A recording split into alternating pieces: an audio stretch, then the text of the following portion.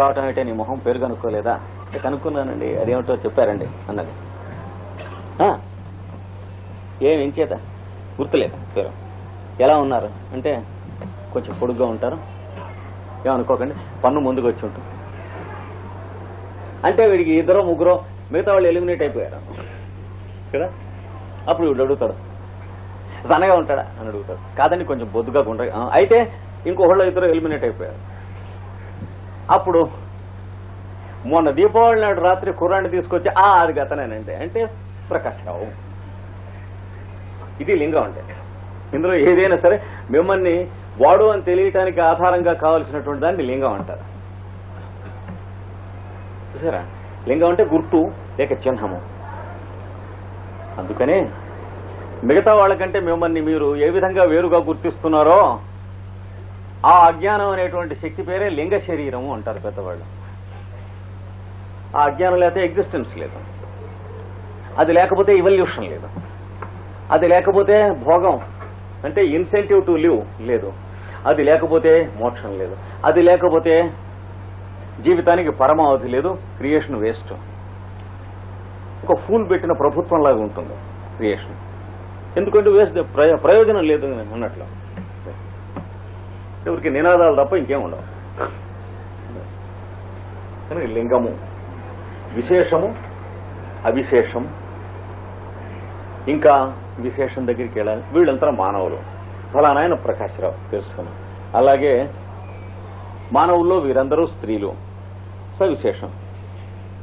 వారందరిలో ఆ ఫలానా నా వైఫ్ అండి అన్నాడు, అది సవిశేషం. వీడి వైఫ్ సవిశేషం కాబట్టి కొంప ముడిగిపోతుంది, ఎలిమినేషన్ ప్రాసెస్ ఉండదు. అందుకని ఇవన్నీ కూడా చాలా అవసరమైనటువంటి విషయం. ఆఫ్టర్ ఆల్ నీయేమిటి నా ఏమిటి అన్నాడు అనుకోండి, మరి చలంగారి పూర్వాశ్రమంలో ఉన్నటువంటి ఉపదేశాలకు వెళ్ళిపోవాలి. విశేషము, అవిశేషము, లింగము, గుణము, ఇవన్నీ అయిన తర్వాత కూడా ఇవేవి చెప్పకుండా చెప్పారు అనుకోండి. పిల్లాడికి ఏమన్నా పెడితే ఏడుస్తుంది ఆవిడ వచ్చింది అన్నారు. ఇంకోళ్ళ పిల్లాడికి ఇంకోళ్ళ పిల్లాడికి ఏమన్నా చాక్లెట్ ఎవరన్నా పెడితే ఏడుస్తుంది ఆవిడ వచ్చింది. ఇంకేం చెప్పక్కర్లేదు, మీ అందరికీ తెలుస్తుంది ఆవిడెవరో. అంటే ఈ పైన కావలసిన చెప్పనక్కర్లే, ఒకటి కేవలం గుణం ఒకటి దాంతో చెప్పారనమాట. ఎట తెలిసిందండి అంటే ఇదివరకు మనకు ఆమె ఎడలో ఉన్నటువంటి మనం ఎరుగుంటాం పరిచయం అనేటువంటి జ్ఞానం అనబడినట్టు అజ్ఞానం అనే స్క్రీన్ మీద బొమ్మ పడ్డది. ఆ అజ్ఞానం కారణంగా మనకు తెలిసింది ఆవిడెవరో. ఏం చెప్పక్కర్లేదు. ఇప్పుడు భోంచేస్తుంటే వచ్చింది చూడండి ఇంట్లోకి, కుర్రాడు డోక్కున్నాడు, మీ కుర్రాడు, ఆవిడ వచ్చింది, అమ్మా ఆవిడ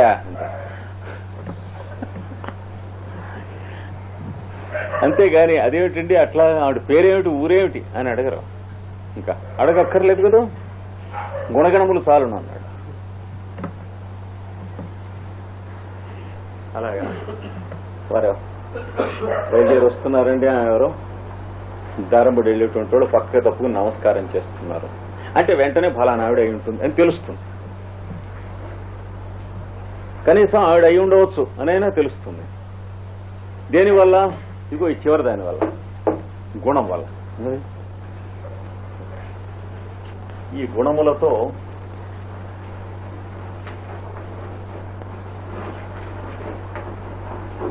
పర్వములు అంటే కణుపులు, గుణపర్వాణి పైన అన్నాడు. గుణములు కణుపులుగా కలిగినటువంటివి ఇది మన ఎరుకలన్నీ. గుణములు కణుపులుగా కలిగి ఉంటున్నటువంటి చెరకు గడ ఉంది అనుకోండి.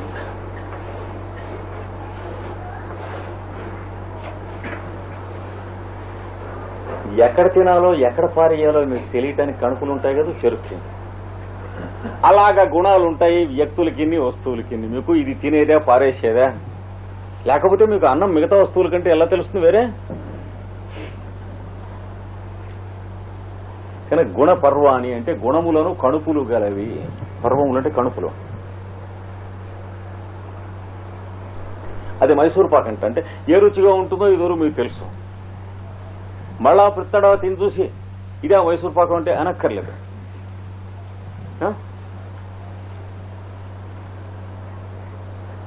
వాళ్ళ అన్నదమ్ములు కొట్టుకుని కోర్టుకు వెళ్ళారట అంటే మళ్ళీ వీడు వెళ్ళి రావక్కర్లేదు, ఇదివరకు వెళ్ళొచ్చాడు తెలుసు వీడికి, అలా ఉంటుంది. లేదా అపత్యం చేసేట మళ్ళీ రోగం వచ్చిందట అంటే వీడికి తెలుసు ఇదివరకు చేసి రోగం వచ్చినవాడు. కనుక ఇవన్నీ గుణపర్వములు. అంటే చెరుకు కూడా ఎక్కడ కొరకాలి, ఎక్కడ కొరకకూడదు, ఎక్కడ నవలాలి, ఎక్కడ నవలకూడదు, ఇక్కడ నవలితే పడిపోతాయి కదా, పెచ్చు తీసి ఎలా తినాలి మొదలైనటువంటివన్నీ తెలియచేయటానికి కణుపులు ఎట్లయితే మనకు సహాయపడతాయో చెరుకుకి, గుణముల కణుపులు వస్తువులకు ఉండి మనకు కర్తవ్యమిది అకర్తవ్యమిది, ఇది చేయదగినది ఇది చేయదగనిది, ఈమె భార్య, ఈమె పరస్త్రీ, ఈమె సోదరి, ఈమె తల్లి, ఇతడు తండ్రి, ఇతడు తమ్ముడు మొదలైనటువంటివి అబద్ధాలే కదా, పెద్ద వరుసలే నిజంగా లేవు కదా. కానీ ఎందుకు పనికొస్తున్నాయి అవన్నీ మనకి? మన అజ్ఞానం సహాయంగానే కర్తవ్య అకర్తవ్యములు తెలుసుకుని దాంట్లో జీవితంలో ఎగుడు దిగుళ్ళు కన్నాలు మొదలైనవి కొట్టుకోకుండా మన చేతిలో ఉన్నటువంటి పనిముట్లు ఈ కార్పెంటరీ పనిముట్లతోనూ కమ్మరం కుమ్మరం పనిముట్లతోనూ మన బుర్ర మీదే మనం కొట్టుకుంటామో మన చేతులే మనం ఊండ్స్ పాడు చేసుకుంటామో చేయకుండా చేయవలసిన పని చేయటానికి జీవితం జీవన పరమావధి కోసం ఏర్పాటు అవుతున్నాయి గనక ఈ గుణములు కణుపులుగా ఉంటాయి. ఎన్ని గుణములు?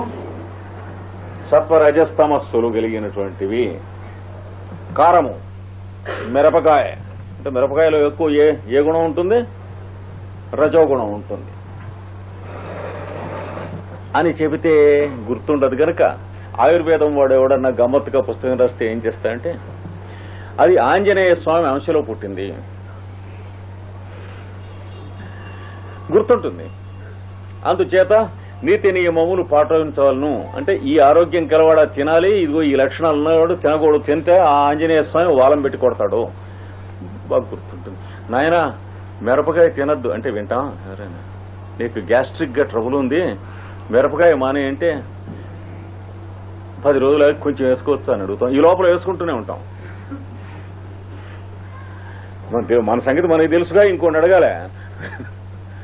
అందుకని అది రజోగుణం కలిగింది. ఉప్పు ఇంకాస్త ఎక్కువ వేసుకోబుద్ధి అవుతుంది, కొంచెం ఎక్కువ వేసుకున్న కొద్దీ క్రమంగా ఏడాది అయ్యేటప్పుడు ఈ విస్తరి దగ్గర ఉప్పు వేసుకుని ముద్ద దాంట్లో అద్దుకుని తినేటువంటి వాళ్ళు ఉన్నారు. ఏమవుతుంది వాళ్ళకి? ఇంట్లో ఇంకొకళ్ళ పొడగిట్టదు. ఓ పక్కన అలాగా ఒంటరిగా కూర్చుని ఏడుస్తూ కళ్ళమ్మ నీళ్లు ఖర్చుకుంటూ కూర్చుంటారు. ఏం చేత? గుణములు దోషములుగా అస్థానపతితములైనవి. అంటే we did know how to apply, వాట్లని అమలు పరుచుకునుట అనేటువంటి శాస్త్రం మన దగ్గర లేకపోయాను, మనం సద్వినియోగం చేయలేదు. అంటే శాస్త్రాన్ని మనం నేర్వలేదు, ఆచారాన్ని పాటించలేదు, పెద్దలు చెప్పినటువంటి దాన్ని మనం అంగీకరించలేదు, నచ్చలేదు. ఎందుకు నచ్చలేదంటే మన ఇప్పుడున్నటువంటి జన్మలో తమో గుణం ఎక్కువ ప్రధానంగా ఉందనుకోండి, ఎందుకు నచ్చుతుంది? లేదా రజోగుణం ఎక్కువ ప్రధానంగా ఉన్నా నచ్చదు. అట్టా కాకుండా 2 సామ్యంగా ఉన్నప్పుడు సత్వగుణం ప్రధానంగా ఉంటుంది, అప్పుడు నచ్చుతుంది. వారు ఊరికే ఎందుకు చెబుతారు? మీరు ఒక 10 మంది ఉన్నటువంటి చోట ఈ వాక్యమే చెప్పండి, ఏమండి ఉప్పు ఎక్కువ తినట్లయితే ఇట్లా అవుతుంది అని చెబితే ఒకడేం చెబుతాడు? పని పాటలాగా అలాగే చెప్తారు వీళ్ళు. కాదండి హ్యానిమన్ రాశాడు, కెంట్ రాశాడు అంటే ఏడిషర్లే అంటే రజోగుణ ప్రధానం. ఇంకో ఆయన అంటాడు రాశారు బాగానే ఉంది, వాళ్ళకి తెలుసుని గ్యారంటీ ఏంటి? తమోగుణ ప్రధానం స్పష్టంగా కనిపిస్తుంది తేడా. మూడవ వాడు వాళ్ళు అంతమంది రాశారు, ఇంతమంది అవలంబిస్తున్నారు, ఇంతమంది మెటీరియా మెడికా రాశారు, ఇంతమంది మందులు ఇస్తున్నారు, అందులో కనీసం ఇంతమంది తగ్గుతున్నాయి, సత్యం ఉండి ఉండవచ్చును అంటే రజోగుణం జన్మలో పడ్డాడు వాడు. అలాగే భగవద్గీతను గురించి, అలాగే పతంజలి యోగ సూత్రాలను గురించి, అలాగే భారత భాగవత రామాయణాదులను గురించి, దేని గురించైనా అలాగే మాట విసరకునాయన ఎదుటివాడి మీద అంటే నచ్చుతుందా? ఎదుటివాడు మళ్ళీ మన మీద విసిరినప్పుడు అప్పుడు తెలుస్తుంది విసరకూడదుగా వస్తుంది. ఆ తర్వాత కూడా మర్చిపోయి ఒక 100 మాటో 200 మాటో విసిరాక అప్పుడు మన మొహం పగిలి పగిలి పగిలి బొప్పి కట్టాక అప్పుడు మనం ఈ మాట విసరబోతూ కొంచెం ఆలోచించడం నట్టు పట్టడం దగ్గర నుంచి మొదలెట్టు వెనక్కి వస్తుంది. కొన్ని జన్మల ఏటోటి మాట విసరగపోవటం, చేత్తో రాయి కర్ర విసరగపోవటం ఇట్లాంటివన్నీ వస్తాయి. కనుక గుణపర్వములు అంటే గుణములు కణుపులుగా గలవి. బలంగా ఉన్నటువంటి వస్తువులు తినండి అన్నాడు. కాయగూరలు తినండి అంటే సత్వగుణ ప్రధానాన్ని ఇచ్చేటువంటివి అన్నాడు. రస్యా స్నిగ్ధా భగవద్గీతలో ఆ తేడా కూడా ఇచ్చాడు. పిండితే రసం వచ్చేటువంటి పండ్లు గాని, ఆకుపచ్చగా ఉన్నటువంటి పచ్చి కాయలు గాని, అంటే బీరకాయ, పొట్లకాయ, దొండకాయ, నవనవలాడుతూ ఉండేటువంటి కాయలు. రస్య అంటే రసము కారేటువంటి, ఏ కాయనైనా ఇట్లా నొక్కితే అందులోంచి రసం వచ్చేటువంటివి అని అర్థం. ఆ స్థితి దాటకుండా తినమని అర్థం. అంటే ఓ వారం రోజులు ఉంచి తిన్నాడు అనుకోండి, వాటి శవమును తింటివి అన్నాడు ఆయుర్వేదంలో, ఆ చెట్ల శవాన్ని. కనుక రస్యా స్నిగ్ధా, రస్యములు స్నిగ్ధములు తిందాం. అవే తిందామని అనిపిస్తుంది ఎవడికి? పూర్వజన్మల నుంచి అవి అభ్యాసం చేసిన వాడికి. అంటే సత్వగుణ ఆహారం కనుక సత్వగుణం ప్రధానంగా ఉన్నవాడికి అవి నచ్చుతుంది. అలాగాక డాక్టర్ అవి చెప్పి ఇవి తినకపోతే నీకు జబ్బు తగ్గదని చెప్పినా, రోజు మరి ఉల్లిపాయతో వేపుడు లేకపోతే ముద్ద ఎత్తనటువంటి భోగులు ఉన్నారు. వాళ్ళు సంవత్సరాల తరబడి నేను హోమియోపతి ప్రారంభం చేసినటువంటి మొదటి రోజు హరి ఓం అన్న దగ్గర నుంచి ఈ రోజు వరకు తీసుకుంటూనే ఉన్నారు. ఎదుగులేదు బొదుగులేదు, వయస్సులో మాత్రం వారు నేను పెరుగుతున్నారము. అప్పటి నుంచి ఇప్పటి వరకు 30 ఏళ్లు పెరిగాం కదా. వయస్సును బట్టి ఏం పెరుగుతుంది? రోగం పెరుగుతుంది, తెలివితేటలు పెరగదు. ఎందుకంటే రెసిస్టెన్స్ తగ్గుతుంది కనుక. మిగతా వాళ్ళకి వచ్చిన వాళ్ళకి 6 నెలలో, ఏడాదో, 2 ఏళ్ళలో వాళ్ళ అదృష్టాన్ని బట్టి తగ్గిపోతున్నాయి. ఏం చేత? ఎప్పుడన్నా వీళ్ళింటికి భోజనానికి వెడితే అప్పుడు తెలుస్తుంది వాళ్ళకి ఎందుకు తగ్గలేదో ఈ 10 ఏళ్ల నుంచి. మన ఇంటికి అబ్బో కృష్ణమాచార్య గారు వచ్చారని చెప్పి బంగాళదుంపలోనూ ఉల్లిపాయలు కలిసి వేపుడు చేసి పెడతాడు గొప్పగా. తర్వాత గుంటూరు జిల్లా వాడని ఎవరన్నా చెప్పినప్పుడు ఏం చేస్తాడు? గోంగూర పచ్చడి చేసి పచ్చి ఉల్లిపాయ ముక్కలను ఉప్పు అక్కడ పెడతాడు. అప్పుడు తెలుస్తుంది 30 ఏళ్ల నుంచి ఆయన పుచ్చుకుంటున్నాడు, మనం ఇస్తున్నాం మందు ఇంటిల్లిపాదికి. అందరూ అట్లాగే అప్పుడు ఎలా ఉన్నారో ఇప్పుడు అలాగే ఎంచేత ఉన్నారు. దేన్ని బట్టి ఉంటుంది వైద్యం? మనం ఇచ్చే మందును బట్టి, వాడు వేసుకుంటాన్ని బట్టి కాదు. నీకు ఈ వైద్య శాస్త్రకారుడు చెప్పినవి నీకు నచ్చటాన్ని బట్టి, నువ్వు చెప్తే మందు పుచ్చుకునేటువంటి వాడికి నచ్చటాన్ని బట్టి, ఇలాంటి ఫ్యాక్టర్స్ చాలా వాటి మీద ఆధారపడి ఉంటుంది. మందు పని చేయటం ఒక్కటి ఊరికే 10% కంటే అంతకేంటి. చూసారా? కనుక ఇవన్నీ గుణపర్వములు. గుణములు కణుపులుగా కలిగినటువంటివి. ఇవి అజ్ఞానము లేక అవిద్య అనేటువంటి దాంతో చిత్తవృత్తి అనేటువంటి పద్ధతులు ఎట్లా ఉంటాయో చూపించాడనమాట. చూపించి ఆ పైన చెప్పిన వాటికి సప్లిమెంటరీ అయినటువంటి ఇన్ఫర్మేషన్ ఇందులో ఇచ్చాడు. కనుక మనం ఎందుకు ఇవన్నీ ఇచ్చాడంటే, మనం కసరత్తు సాముగరిడీలు చేసి సాధించవలసినటువంటి తాలింఖానా ఎట్లా ఉందో మాట చూపించడం. ఏం పర్లేదండి, మీకు యోగాభ్యాసం చాలా ఈజీగా వస్తుంది. అలాగా నాకు కూడా చెప్పండి, చేస్తాం మనంతా. నానా వాళ్ళం చేరుతాం కదా ఆశ్రమంలో. భర్తతో పోటాడేళ్ళిన భార్యలు, భార్యతో పోటాడేళ్ళిన భర్తలు, అప్పులు చేసి ఎగ్గొట్టినటువంటి వాళ్ళు అందరం మంచం సదుపాయంగా ఉన్న కొద్దీ నల్లులు చేస్తాయి. యోగాభ్యాసం కానీ అనగానే చేస్తాం. చేరి అక్కడ వాడి దుంపతం చేస్తాం. ఇది ఆ గురువు గారి కష్ట లఘువు గారు అయిపోతాడు. వాడు చేసిన పొరపాటు ఏమిటి? చాలా ఈజీ ఏంటి అన్నట్ట. చాలా ఈజీ అన్నాడు కనుక ఆయన ఏదన్నా రూల్స్ గట్టిగా చెబితే ఆయన్ని చేయమన్నట్టుగా చూసేసి మనం చేయం. తర్వాత రిజల్ట్స్ రావాలేదేం సార్, కుండల్ని ఇంకా కదులుతున్నట్లేదేం సార్ అని ఆయన్ని వేధిస్తూ ఉంటాం. మన కుండల్ని కదలకపోతే మన కర్మకు మనమే ఆడేవాళ్ళు కానీ ఆయన మీ బడి ఏడిస్తే ఏం లాభం? ఆయన్ని డిమాండ్ చేసినందువల్ల ఏమీ రాదు. ఆయన కుండల్ని కదిలిందో లేదో ఆయన చూసుకోవాలి. ఇక్కడ ఇంకొకటి ఇస్తున్నాడు 20వ సూత్రం. బాగా డీప్ గా ఉన్నది. ఇది ఒక సూత్రం. ద్రష్ట దృశ్యమాత్ర శుద్ధోపి ప్రత్యయానుపశ్య. ద్రష్ట దృశ్యమాత్ర శుద్ధః ప్లస్ అపి ప్రత్యయానుపశ్య.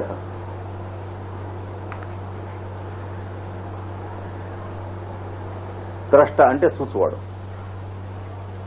నేను చెప్పాను కదా, అంటే మీలో ఉన్నటువంటి శరీరము కాక, దాంట్లో ఉన్న సత్వధాతువులు కాక, అందులో ఉన్నటువంటి మినరల్స్ ఖనిజములు కాక, అందులో ఉన్నటువంటి పంచేంద్రియముల పెట్టెలు వుడెన్ కేసెస్ అయినటువంటి కనుగుడ్డు, చెవల కన్నములు, ముక్కు కన్నములు మొదలైనవి కాక, అందులో పనిచేస్తున్నటువంటి పంచేంద్రియములు అనబడినట్టి చూచునట్టి శక్తి, వాసన చూచునట్టి శక్తి, వినునట్టి శక్తి, రుచి చూచునట్టి శక్తి, స్పర్శ తెలియనట్టి శక్తి, అవి కూడా కాక, అంటే ఎవడు లేకపోతే ఇవి పని చేయవో వాడు ఈ పంచేంద్రియాలుగా పనిచేస్తుంది, ఓడి దగ్గర పెట్టుకోవాలి. అవి కాక, వాటి ద్వారా మనస్సు చూస్తుంది కనుక మనస్సు, అది కాక, మనస్సు ఎవడుంటే ఉంటుంది, మనం ఉంటే ఉంటుంది శరీరంలో. నిద్రపోతూ ఉంటే మనస్సు దిక్కుమని, నిద్రలో మనం భార్య చేయబట్టుకున్నట్టుగా కలుస్తూ ఉండొచ్చు, మన పక్క నుంచి మండరగప్ప పాచి పెడుతూ ఉంటాం.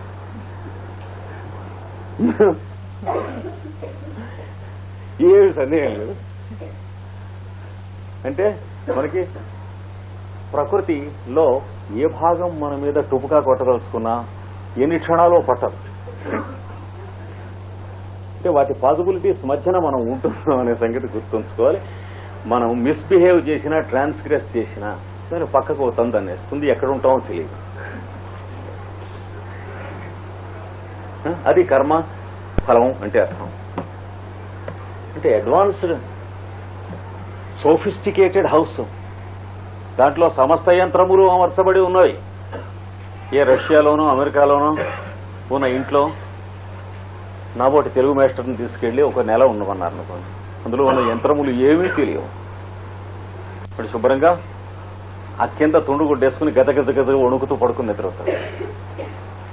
ఓ నెల అయిన తర్వాత వాడు ఎవడో వచ్చి ఎక్కడ పడుకుంటున్నాండి ఇక్కడ, అదేమిటే అంటే మంచాలేవి అండి. మంచాలేవి అప్పుడు వాడు ఒక స్విచ్ నొక్కితే గోడలోంచి మంచం యువతలకి అడక్కపోయినవా, పోనీ దివానాలే నెలంతా ఏడిచేవేమిటి.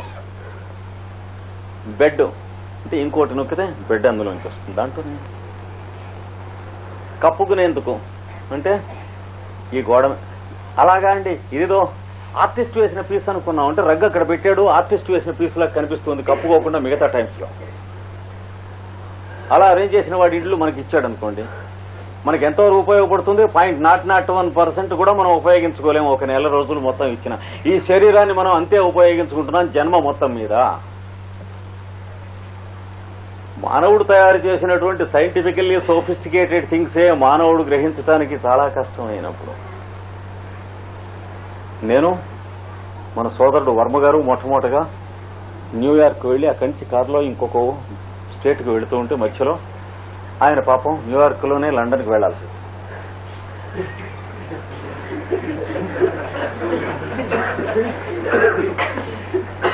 సరే పని అర్జెంట్ అవటం వల్ల దారిలో ఉన్నటువంటి ఒక రెస్టారెంట్ లో అడిగాం.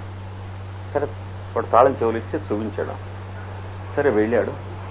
అక్కడ అందులో పావలా వేసి, అంటే 25 సెంట్లు అందులో వేయాలి, కన్నం ఉంటుంది, వేస్తే తాళం చెవుతో తీసి తలుపు తెచ్చుకుంటుంది. మళ్ళీ బుద్ధిమంతుడుగా లోపలికి వెళ్ళి ఆ తాళం చెవి తీసుకుని తలుపు వేసుకోవాలట. అంటే లోపల మళ్ళీ తలుపు తీసుకునేందుకు ఇంకో 10 సెంట్లు వేసి తలుపు ఓపెన్ చేసుకోవాలి వాడు. ఆయనకి ఓపెన్ సేమ్ ఒకటే తెలిసింది, రెండవది తెలియలేదు. సరే మేము ఈ వాకిట్లో కూర్చుని పేపర్ చదువుకుంటున్నాను, నేను కాఫీ తాగాను, కూర్చున్నాను. పావు గంట అయింది, 20 నిమిషాలు అయింది, అరగంట అయింది. ఏట్రా బ్రహ్మదేవుడా,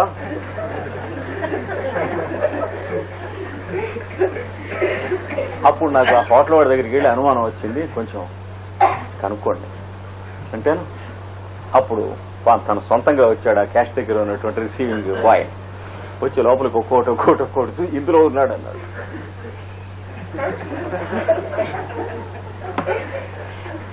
అని తాళం చెవి వాడి దగ్గర ఉంది. కొన్ని క్యాక్ అయింది అంటే యువతలకి పడేయటానికి కన్నం లేదు. ఎక్కడే ఏం చేయాలి? అయితే డూప్లికేట్ తెస్తాను. మళ్ళీ వెళ్ళాడు. వెళ్ళి ఇంత దూరం వెళ్ళి డూప్లికేట్ తీసుకొచ్చి మళ్ళీ అందులో 25 సెంట్లు యువతల నుంచి వేసి ఓపెన్ చేస్తే బతుకు జీవుడా అని బయటపడాడు.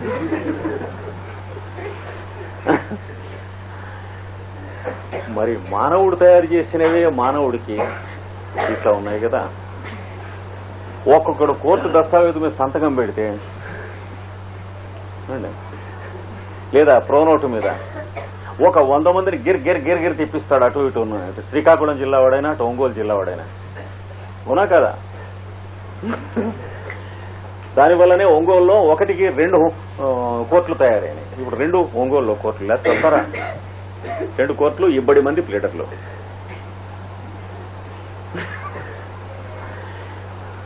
ఎవడి విద్య వాడిది. అదే అవిద్య అంటే. కనుక ఇక్కడ ఏం చెప్పబోతున్నాడంటే దీంతో ద్రష్ట అంటే చూచువాడు వీటన్నిటికంటే వేరు కదా. శరీరం కన్నా, అందులో ఉన్న ధాతువుల కన్నా, అందులో ఉన్న పంచేంద్రియాల కన్నా, మనస్సు కన్నా, బుద్ధి కన్నా తేలిగ్గా చెప్పేశాడు భగవద్గీతలో. చాలా మనకు కూడా ఏముందో ఆఫ్టర్ ఆల్ తేలిక అన్నట్టు కదా. ఇంద్రియాణి పరాణ్యాహురింద్రియేభ్యః పరం మనః. ఇంద్రియాలు కొంచెం ఎక్కువ కాన్షియస్ గా ఉంటాయి శరీరంలో ఉన్న మిగతా భాగాల కన్నా అన్నాడు. ఇంద్రియాల కన్నా మనస్సు ఎక్కువ ఉంటుంది. మనసస్తు పరా బుద్ధి. మనస్సు కంటే బుద్ధి ఇంకాస్త ఎక్కువగా ఉంటుంది అన్నాడు. మనస్సు కంటే ఏది ఎక్కువగా ఉంటుంది? ఏది కాదు రా దివాన్. యో బుద్ధే పరతస్తు సహా. బుద్ధి కంటే వాడు అనాలి. మిగతావన్నీ అది అన్నాం. శరీరం అంటే అది అన్నాడు.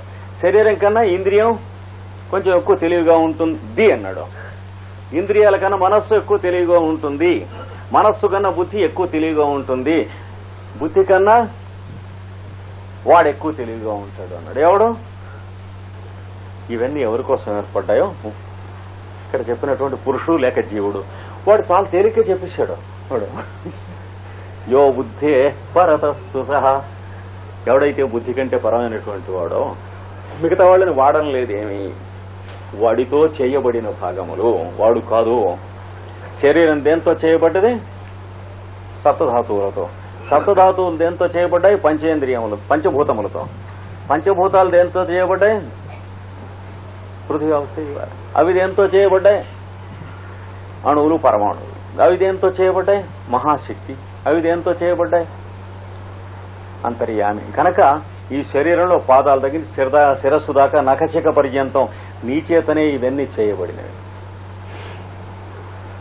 అంతేకాని ఈ శరీరం పనికిరాదు, అవతల వేరేయాలి, మోక్షం రావాలంటే ఇందులోంచి బెరడా తీసేసి సీసాలోంచి బయటకు వచ్చినట్టు రావాలి, ఇట్లాంటి వ్యవహారం కాదు. అందుకని ద్రష్ట అంటే చూసువాడు. ఈ మిగతాదంతా చూడబడేది అన్నాడుగా ఇందాక. దృశ్యం అంటే ఏమిటో చెప్పాడు కదా. వాడు దృశ్యమాత్ర అంటే చూపు అనేటువంటి లక్షణంగా మాత్రమే పనిచేస్తాడు. శరీరంలో మేల్కొని ఉంటాడు అన్నాడు. చూపు అంటే కంటి చూపు ఒకటే కాదు, ఏ ఇంద్రియంతో అయినా సరే అని వాడు ఉద్దేశం.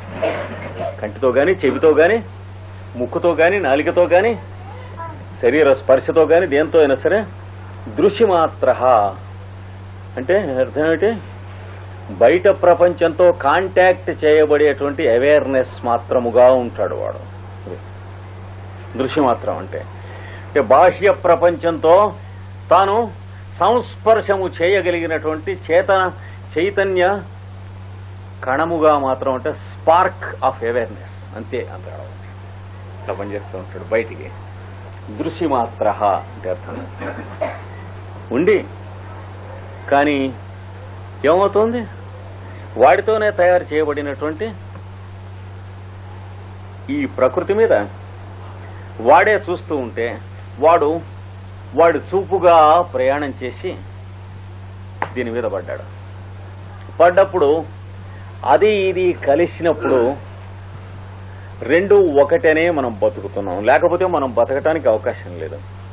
ఏమండి? దాని పేరే అవిద్య. దానివల్లనే కాంటాక్ట్ వచ్చింది. అది చెబుతున్నాడు.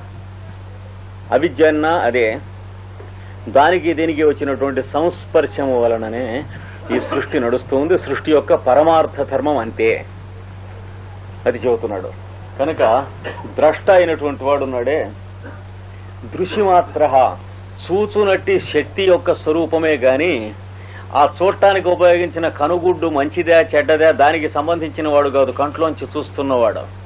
ఒకప్పుడు కన్ను చేయకూడని పనులు చేసినప్పుడు పువ్వు వేస్తుంది అనుకోండి, లేదా చేయకూడని పనులు మరీ టూ మచ్గా చేసి కళ్ళు పువ్వేసి చచ్చిపోయిన తర్వాత మళ్లీ పుడితే, ఎలాంటి సిఫిలిసు గనోరియా ఉన్న తల్లిదండ్రులకు పుడితే పుట్టేటప్పటికే కళ్ళు పువ్వులేస్తాయో వాళ్ళకు పుడతాడు, పుట్టేటికే కళ్ళు పువ్వులేసి ఉంటాయి. అంతే కదా. Magnetic attraction, law of attraction లో ఫిట్నెస్ ఆఫ్ థింగ్స్ అంటే వీడు ఏ గర్భం ఏ తల్లిదండ్రుల దగ్గరికి అట్రాక్ట్ అవ్వాలో దేని మీద ఆధారపడి ఉంటుంది. వాళ్ళ క్వాలిటీ వీడి క్వాలిటీ ఎక్కడుందో అక్కడికి పెడుతుంది ఆటోమేటిక్ గా. పుట్టుకతోనే వీడికి కళ్ళు శుక్లాలు వచ్చినాయి, ఏం చేశాడండి పాపం? ఏమి చేయకుండా ఎందుకు వస్తాయి? అందుకని ఈ కంటి గుడ్డుతో సంబంధించినది కాక, చెవిలో వినేటువంటి శక్తికి సంబంధించినది కాక, వినేవాడు ముక్కుతో వాసన చూచేటువంటిది ఆపరేటర్స్ దేనికి సంబంధించింది కాక, మనస్సుకి సంబంధించినటువంటిది. ఇది ఏది కాకుండానే ఉంటాడు. అయితే పరిశుద్ధుడే కదా లక్షణంగాను. వాడు పరిశుద్ధుడు కాకేం బంగారంలా ఉన్నాడు, వాడికి ఏమంటుంది. అయితే ఎందుకండి మనం మరి అక్కర్లేని పనులన్నీ చేస్తూ ఉంటాం, ఈ కాటన్ మార్కెట్ కడుతూ ఉంటాం, జీతం అంతా పాడు చేసుకుంటూ ఉంటాం, లేకపోతే మరి మనం ఎలక్షన్ నుంచుని ఎదుటి వాళ్ళ గోడల మీద మనం స్లోగన్స్ అవన్నీ రాస్తూ ఉంటాం, గెలిచిన తర్వాత కూడా అవన్నీ మనం సున్నం కొట్టించకుండా వాళ్ళనే కొట్టించుకోమంటాం. ఇవన్నీ ఎందుకు చేస్తున్నాం? క్వశ్చన్సే కదా ఇవన్నీ. మనం వేస్తే బాగుండదని వేయటం లేదు కానీ ప్రశ్నలు. కనుక ఏమంటున్నాడంటే శుద్ధ అపి, పరిశుద్ధుడే అయినను, ప్రత్యయ అనుపశ్య, ప్రత్యయమును అనుసరించి, పశ్య అంటే చూపు గలవాడు. ప్రత్యయం అంటే ఏమిటి? ఆధారము, మీడియం. ఏ మీడియం ఉన్నదో దాని ద్వారా చూస్తాడు గాని పాపం వాడికి చూపు ఎలా కనిపిస్తుందంటే చూచేవాడికి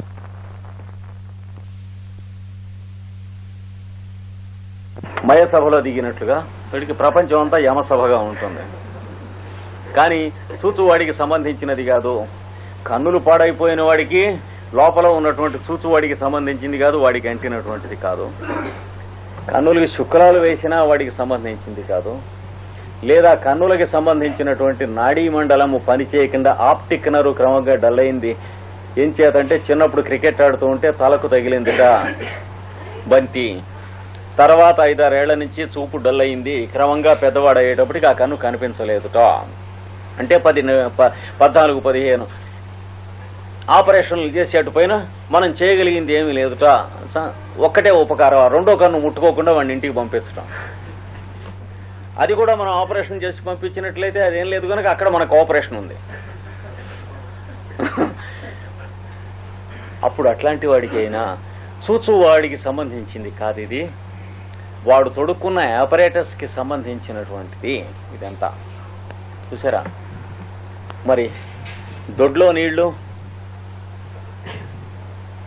లేవుట, ఆ ఇంట్లో చేరాడు అంటే వీధిలోకి వెళ్లి పంపులో నీళ్లు తెచ్చుకోవాలి. పంపులు రాకపోతేనో పక్క వాళ్ళ దొడ్లో బావికి తెచ్చుకోవాలి. ఎందుకంటే అక్కయ్య పాలెంలో పంపుల కన్నా బావులు ఎక్కువ సుఖం. అయినప్పటికీ వీడేం చేశాడు, బావి లేకుండా పంపు వేయించుకున్న వాళ్ళ ఇంట్లో చేరాడు. రాంగ్ చాయిస్, అవిద్య. అంచేత ఎప్పుడు నీళ్లు లేకపోయినా అటుపక్క వాళ్ళ ఇంటికో ఇటుపక్క వాళ్ళ ఇంటికో బిందె తీసుకుని వాడును వాడి భార్యను పిల్లలను వెళ్ళొస్తూ ఉండాలి. అయితే ఇది వాడిని మెడికల్ గా చెకప్ చేస్తే వచ్చేటువంటి దోషం కాదు. ఎంచేత ఇల్లు దోషం, దాన్ని వీడు ఎన్నుకున్న దోషం. అంటే పూర్వకర్మ వశమైనటువంటి ఈ ఉపాధి అయినటువంటి శరీరాన్ని తయారు చేసుకున్నటువంటి దోషం తప్ప చూచువాడికి అంటినటువంటిది కాదు. ఈ శరీరం వదిలేసే లోపల గనక వీడు సరైనటువంటి పద్ధతిలో బతికినట్లయితే వచ్చే శరీరంలో పరిశుద్ధమైనటువంటి కన్ను ముక్కు చెవి అన్ని వచ్చేస్తాయి. ఇంకా అంతకంటే ఒక జన్మ కంటే ఎక్కువ పట్టదు తిన్నగా గనక పరిశుద్ధి చేసుకుంటే. కాకపోతే ఈ జన్మలో పరిశుద్ధి చేసుకున్నా ఇంకా ఇవి తగ్గలేదే అని ఏడవకుండా ఉంటే ఈ తరంలో తీరనన్ని అప్పులు చేసి వరుసన బతికున్న నాళ్ళు కడుతూ ఉండమని అనుకోండి కోర్టు వారం. బతికున్న నాళ్ళు కడుతున్నా ఇంకా తీరలేదు ఎందుకు కట్టడం అని అనకూడదు, కోర్టులో పెడతారు. ఎందుకంటే వీడు చేసిన అప్పులన్నీ ఉన్నాయి. తర్వాత వీడి కొడుకులు ఏడవకుండా ఉంటారు. అలాంటిది ఈ కర్మ. అందుకని ప్రత్యయానుపస్య. ప్రత్యయం అంటే ఏమిటి? ఆధారము, మీడియం, ఉపాధి అంటాం. దాన్ని అనుసరించి పశ్య చూసునట్టిది. అంతేగాని వాడు శుద్ధుడే